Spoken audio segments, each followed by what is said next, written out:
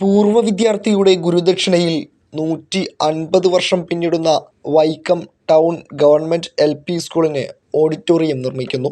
രാജ്യസഭാ അംഗം ബിനോയ് വിശ്വമാണ് സ്കൂളിന്റെ ശതോത്തര സുവർണ ജൂബിലി ആഘോഷവേളയിൽ സ്കൂളിന് ഓഡിറ്റോറിയം നിർമ്മിക്കുവാൻ പ്രാദേശിക വികസന ഫണ്ടിൽ നിന്നും 51 ലക്ഷം രൂപ അനുവദിച്ചത്.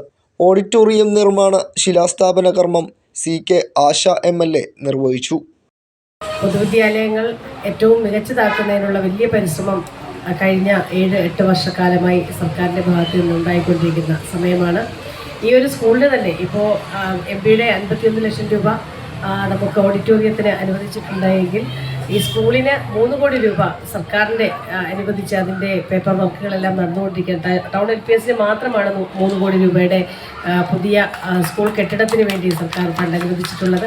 ഒപ്പം തന്നെ ചില സാങ്കേതിക പ്രശ്നങ്ങളൊക്കെ ഉണ്ടായിരുന്നെങ്കിലും അതെല്ലാം പരിഹരിച്ചുകൊണ്ട് ഗേൾസ് സ്കൂളിൻ്റെയും 1 കോടി രൂപയുടെ നിർമ്മാണ പ്രവർത്തനം എത്രയും വേഗം നടത്താനാവുന്ന ഒരു സാഹചര്യത്തിലാണ് ഇപ്പോൾ ഉള്ളത്.